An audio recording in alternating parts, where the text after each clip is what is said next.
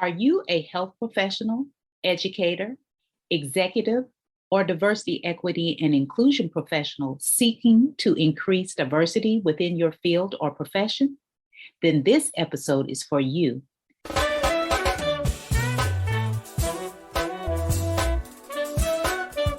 Welcome to the Empowerment Zone with Ramona Houston, where we zone in on Black and Brown relations and our journey to empowering our communities.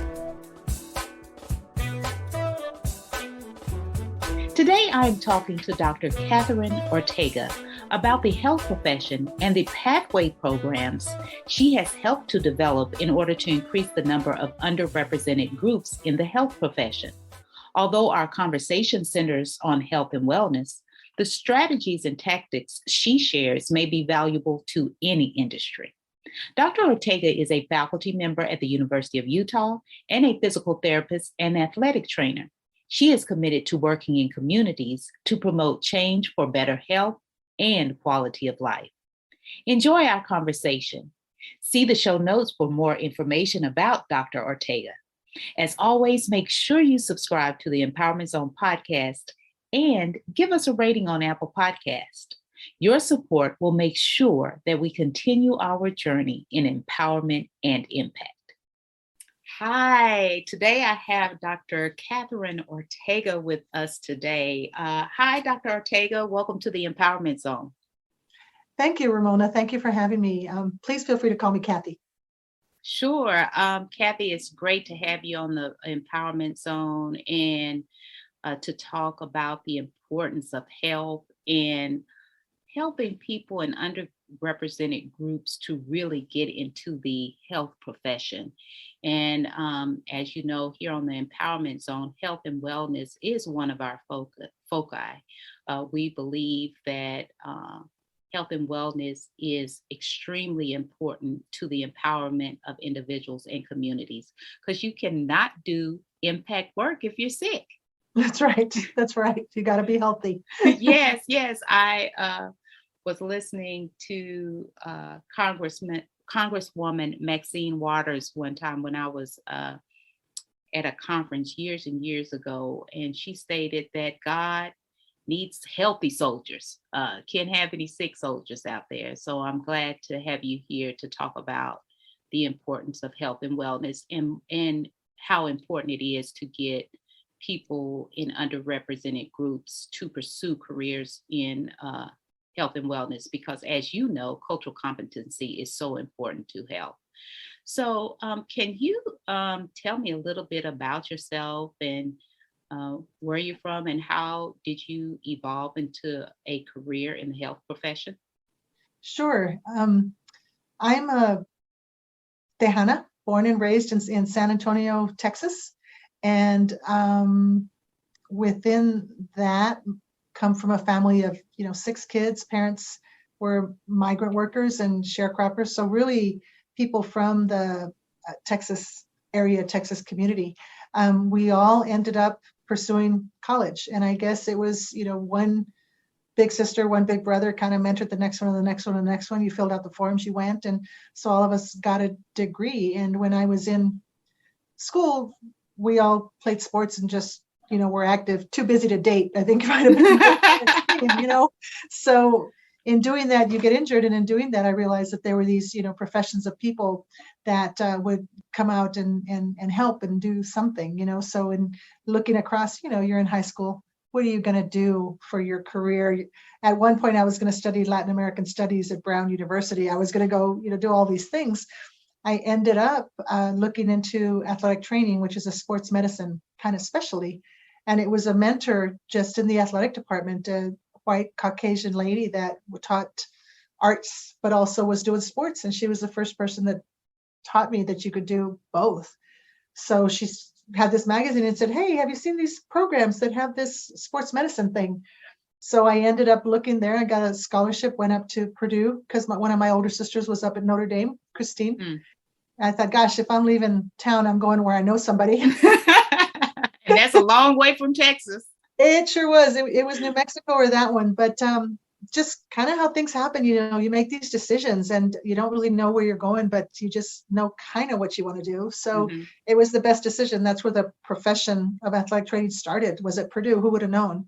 Right. And was a really good decision as far as being set up to network in future avenues. But did that, and then went to West Virginia for a graduate degree because that was paid for because of the connections at Purdue. So did that, and then came back to Texas, got a physical therapy degree, and started working. And I always knew that I wanted to work with elite athletes. So I got a job in pro sports. But at the time, the only profession that was hiring women for pro sports was tennis.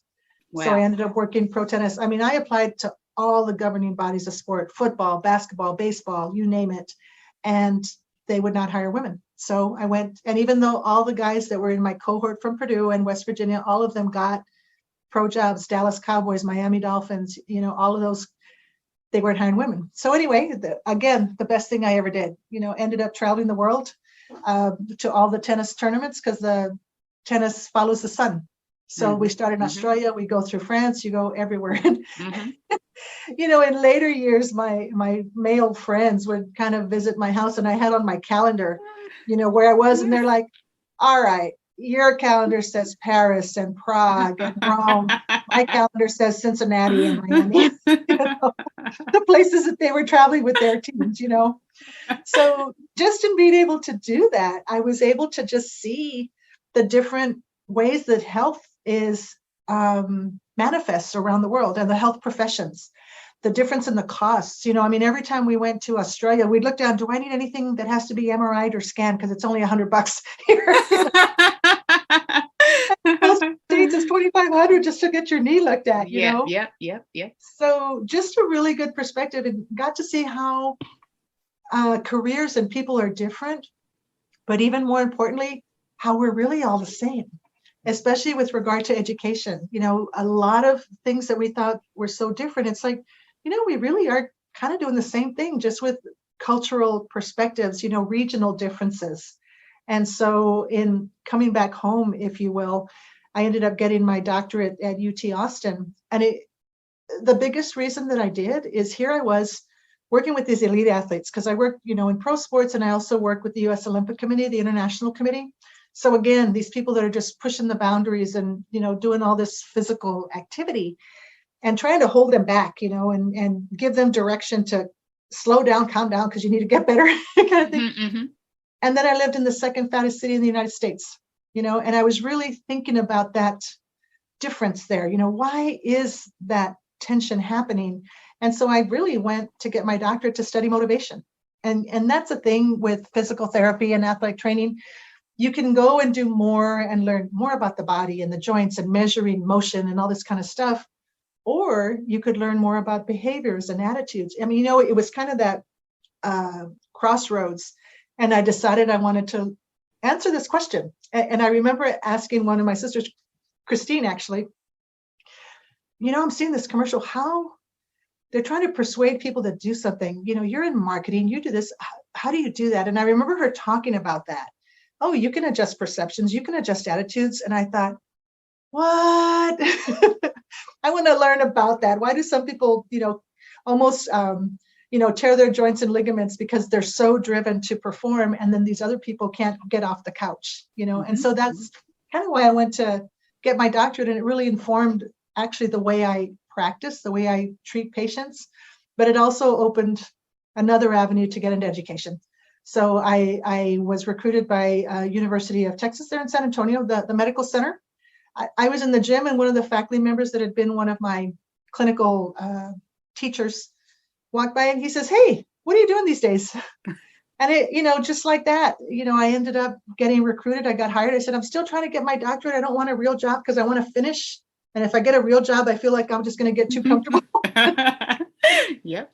So, dumb thing. I wish somebody had advised me. They brought me on at 50% salary and 100% job. Well, when you finish your doctorate, we'll give you the rest of your salary. Okay.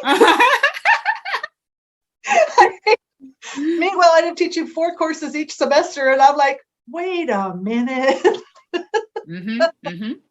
But I finished my degree, and I ended up being a tenured faculty member and ended up running the department. I was the chair of the department there in physical therapy in San Antonio for a good number of years, until I then took this position where I am now. I'm at the University of Utah as a expansion program director. But my time as a faculty has still included clinical practice. I'm a clinician at heart, but I also teach in the area of physical therapy and sports medicine. And with that, you have to do, as you know, research in the community. And that's been my perspective, is really looking at engaging the community and promoting, some of the community health endeavors when looking at back pain or looking at movement with elders and people with chronic pain. But in doing this, you start to see things, right? You start to see circumstances. And I remember, the initial days there at the university there in Texas, I'd walk along the hallway and you have all the graduates from the program. I was like, wow, these pictures, beautiful people, nice, but they're all kind of white, aren't they? Just walking up and down the hall. Mm-hmm. And we had when I was hired, a really good program director chair that was becoming intentional about recruiting students that from South Texas, because we were in South Texas and we served the citizens of Texas. And so we really started to make efforts to go to the Valley and go around San Antonio and recruit more intentionally and just increase the percentage of students of color that we had. And it really made a difference, because we went from 1-2% Latina kids to where we ended up, which was more like 40%, which more closely reflected San Antonio. As you know, that's a 60%, 70% population Latinos, and similarly the African American enrollment of students better reflected San Antonio. So that's where I kind of started to see we can do this, we can make a difference, but you really do have to be intentional. And so that's where the idea of some of the pathway programs that I've been working on came from. We almost stumbled upon it, that this is what we needed to do. And luckily there at the Health Science Center, we had some deans in the past when I was there who really were committed to this. And so we were able to apply for huge grants that enabled us to put programs together. And so the most recent program was we called it a student tailored educational pathways, but it was a STEP grant. And it was multifaceted in that we put together a peer mentoring program. We put together student learning communities. So almost putting together students' support systems so that they remained in our programs, but also went out to recruit, went out and did immersion activities to let students know what the different healthcare professions were, not just physical therapy, but respiratory care and medical lab technologies. So it was kind of a group sort of grant. They used to call these sort of programs pipeline programs. That's kind of been the older term. And I think the reason that it's been replaced with pathways is pipeline just denotes passivity.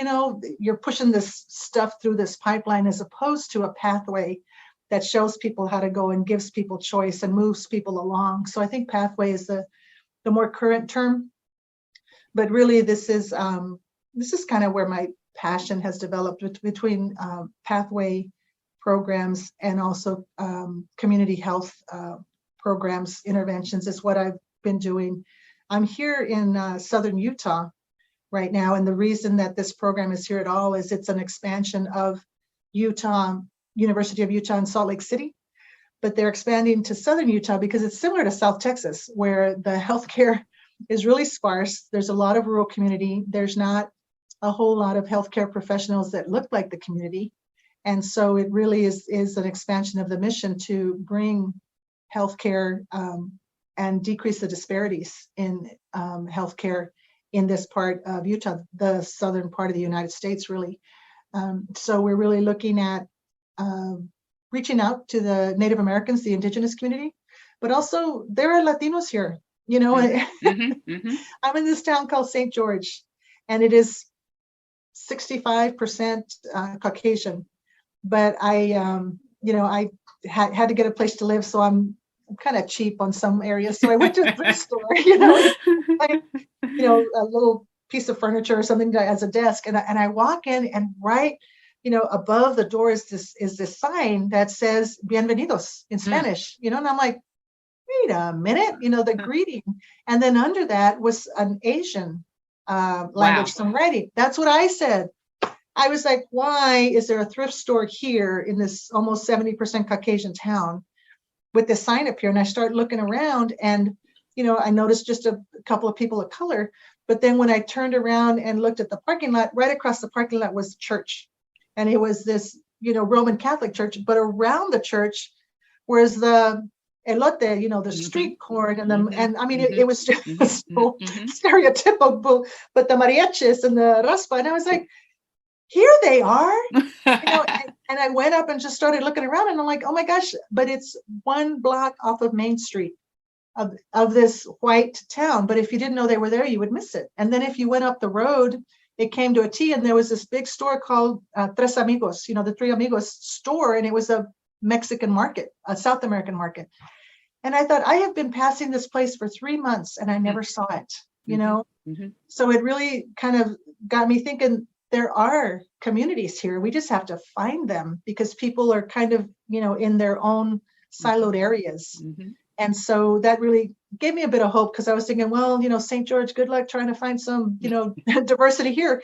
But people are here, and I do go across campus, and there are, African American students, and I'm really cautious about, don't run after them and say, where are your people? But, trying to engage with students to figure out, what do you do? Where are you? How can we help you? And how can we find more students to bring diversity to this campus and ultimately to the profession?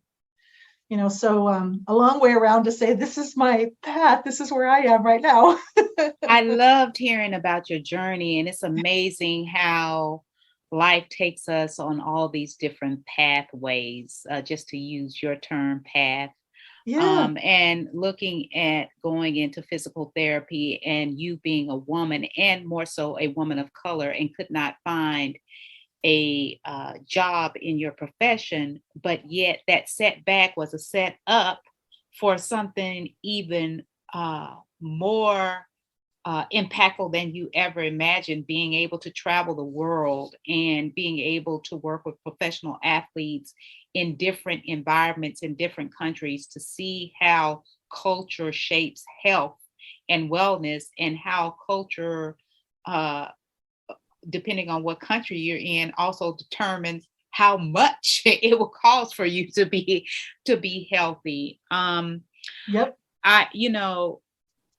To your point about going through school and first exploring how the body operates, and then transitioning to see how behavior and attitudes determine how the body operates, because you make choices about your health. I have a question. What did you discover in your research? Like you said, you work with these top athletes, and then all of a sudden you're working in a city, San Antonio. I hate to say the name, to say that they're the second, how did you put it? Fattest city. Fattest city. I didn't want to say fat, but that was the truth, Yeah. So what did you find out about the perceptions and attitudes which shape behavior, health behaviors? And like you said, your messaging, what you decided to do to try to help people who are suffering from obesity and all the other health issues that are caused by obesity. It was really interesting, all those years, all that dissertation, all that stuff. And it came down to probably what you learned in 7th, 8th grade, or maybe even somewhere in high school, Maslow's hierarchy of needs. Motivation comes down to that. Those level of needs, where the lowest level is the physiological, you have to meet your physical security needs, and then the next level is your societal, your being, your social needs, and upward till you get to that, I'm doing it for altruism, self-actualization. But really what motivates people ultimately is goals, right? Goals are what motivate people, and the goals have to be internal. Goals have to come from people. But how do you get there? You have to figure out what somebody needs. If you can and this is my book, so don't tell anybody, but this is the premise of my book. If you figure out what somebody needs, then you know what their problem is. And if you flip the problem, that's their goal, right? So you just got to talk to people and find out, what is it you need, Mr. Martinez? Oh, you just had the surgery. You need to get up and get to the bathroom in your house. You need to do that. Why don't we make that a goal? Why don't we make it a goal that you're able to get up out of bed and stand by yourself? Let's make that a goal. And then we will eventually make the goal to get to the bathroom, right? So that you can have your independence. So, because his problem is he can't move without pain right now, you know? So it's basic, but it's true. And the thing is that when you talk to people about goals, straight up, goals are scary. You know, goals are big. I mean, they kind of put people off. But one of the things that you learn as a healthcare provider is to make those goals attainable. You make the smaller goals, the short-term goals, the littler goals, so that people can start to see, oh, I can do that. They start to build their self-efficacy, you know, their confidence to do that specific thing. And then they get better and better and better, and then they get to their goal. I love that because most of the time we look at the big picture, the real big picture, which can be overwhelming, even no matter what goal you're after. And really, it's really about taking that step, even if it's a baby step, taking a step every day. To be able to stand out of a bed is an accomplishment for you that day. Let's work on that first. Let's see if we can do it 7 days in a row. And then we'll move up to taking 2 steps toward the restroom and moving. I love it because so many times we just get overwhelmed by the bigness of the goal that we don't do anything. I know when I had surgery, my doctor told me, you need to walk every day. And I was like, are they crazy, to be able to walk? And they say, even if it's a few minutes. So when I got home and was doing the rehab, I would walk 5 minutes in the morning, 5 minutes midday, and 5 minutes in the evening. And I was absolutely overwhelmed by the fact that each day I could see improvement. I couldn't believe it. I never thought that walking could be that valuable, because I'm a hard exerciser because I used to be very big. I used to be obese one time in my life. And so I have made health a part of my lifestyle. But by walking every day, I can truly testify in 10 days, every day in 10 days, I saw an improvement until I was able to walk 10 minutes and then eventually go outside and walk around the cul-de-sac. And eventually after 3 months, being able to ride a bicycle. But it was only after 1 day at a time. And so many times we just look at the big picture. And I'm so glad you shared that you have to find out what people's needs are and then flip those needs into goals, but more so attainable goals where people are not overwhelmed. What is the name of your book? Because we want to put your book out there. Okay. Well, when you write it, you make sure you come back to the Empowerment Zone so we can encourage people to read the book, because health and wellness and setting those attainable goals are so important.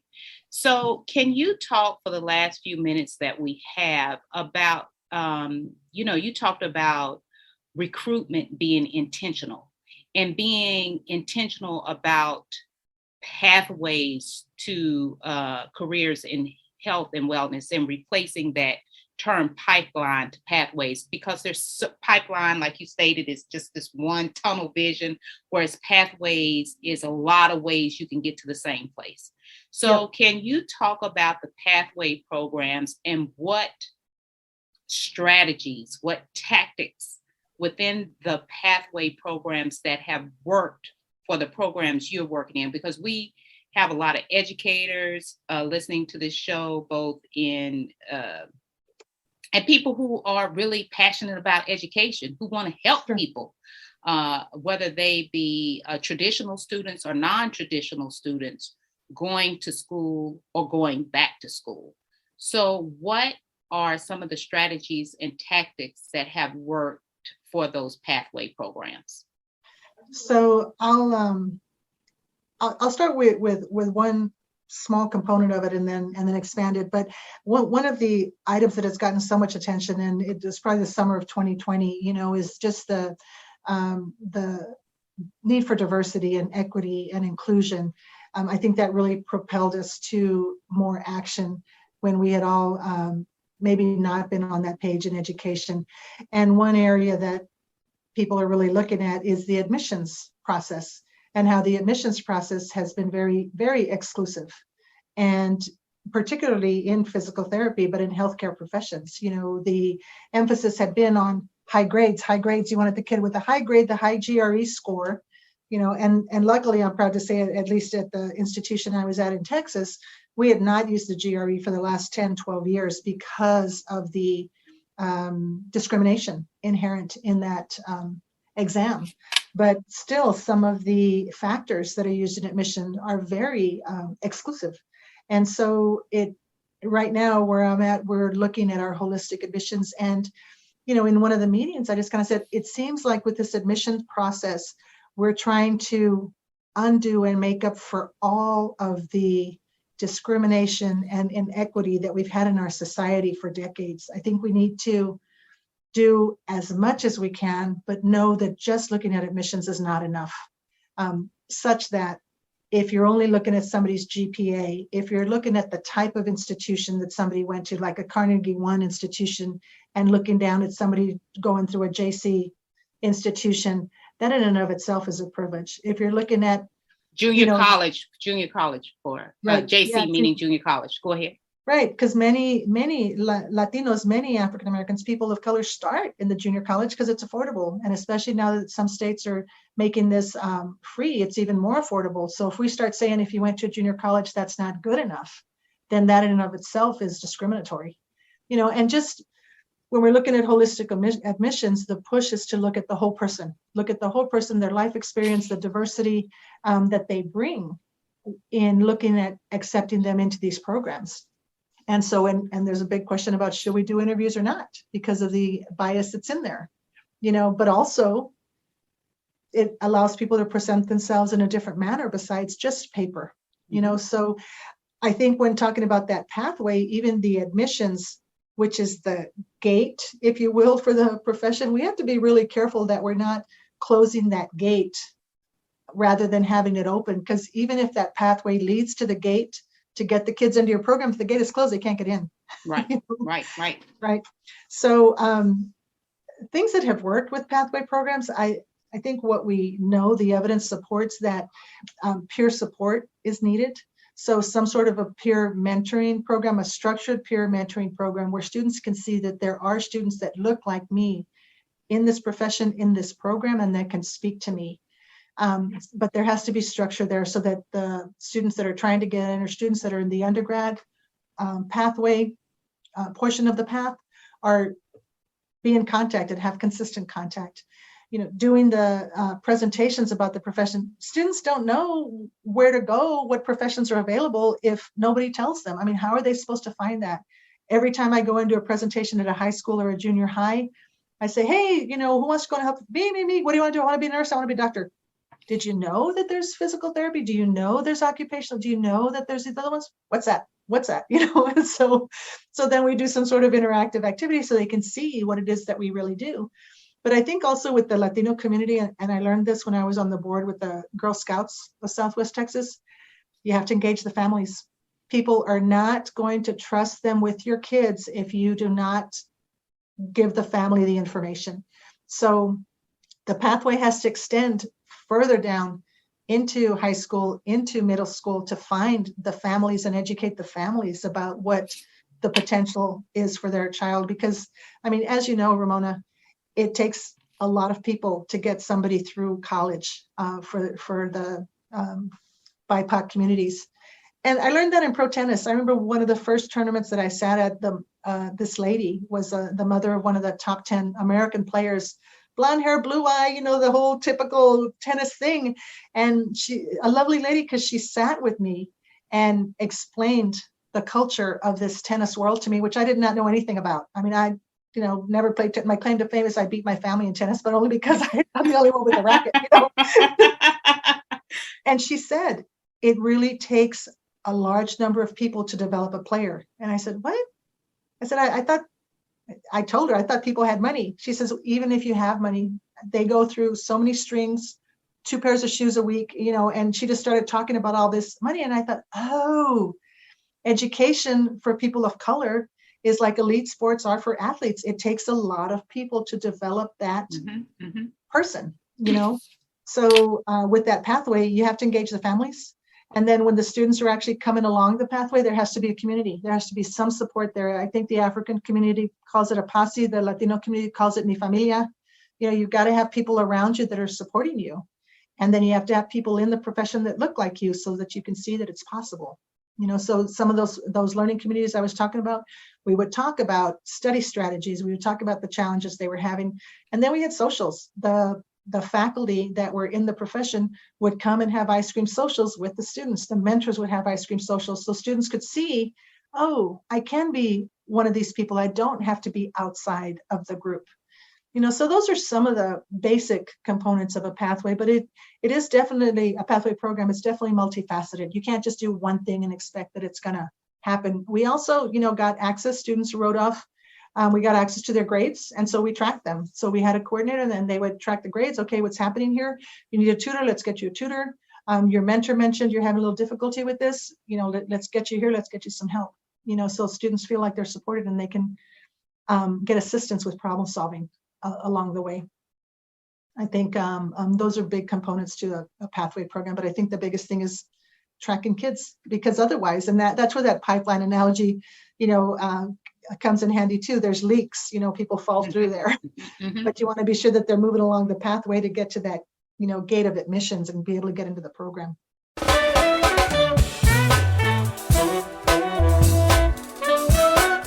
So, Dr. Catherine Ortega, we have now moved into our college strategies portion of our interview, and you have been to college and obtained several degrees. So can you tell us what colleges you attended, what were your majors and degrees, and then what strategy would you provide students to ensure that they're successful in college?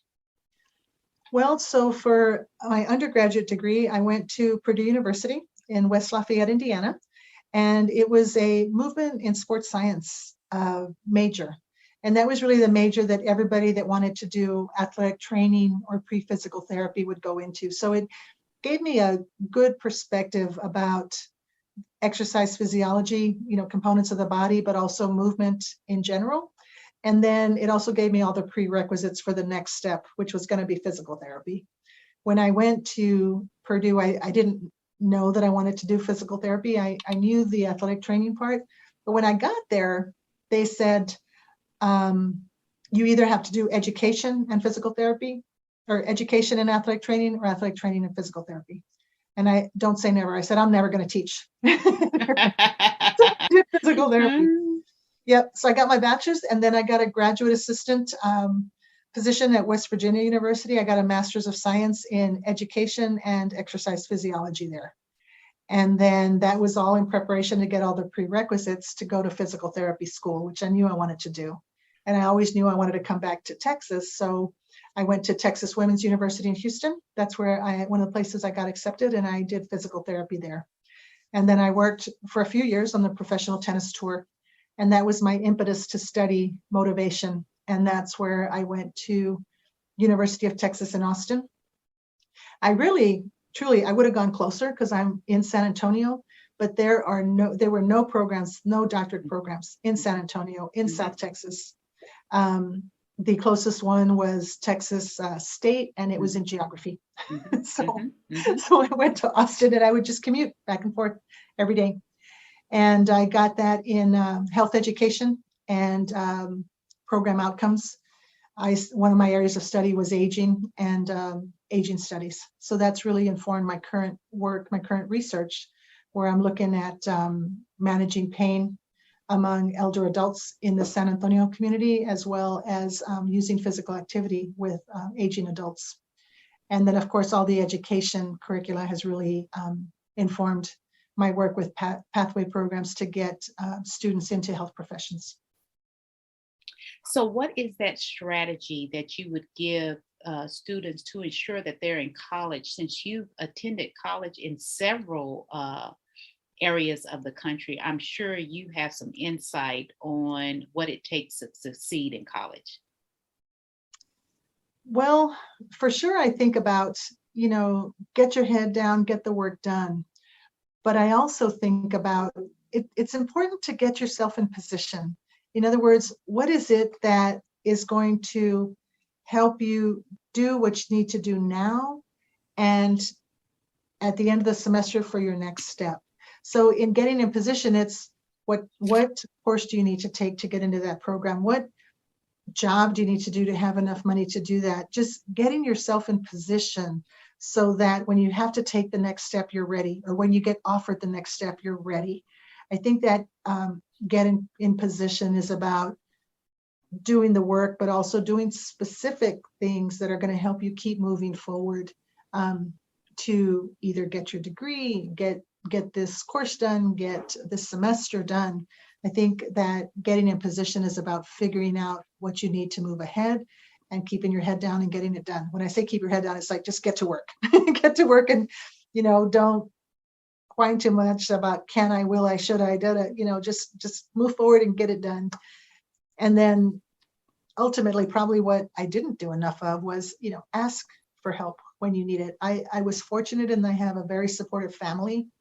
And I'm a middle child, so there were people ahead of me and behind me that had done things or were thinking of things. So there were always ideas. But I think if you don't have that family support, then it's really important to look around your community, your faculty, your people around you to see where can you get some support and ask for help to keep moving forward and get in position for your next step.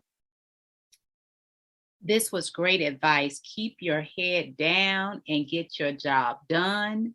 Number 2, position yourself for the next step. You're always looking ahead, so make sure you do what you need to do to make sure that you're continuing to move forward. And that's what positioning yourself is all about.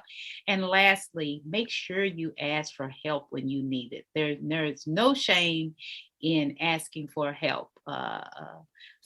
But they say closed mouths don't get fed. So ye have not because ye ask not. So make sure you ask for help when you need it. All of us need help at some point of time in our life.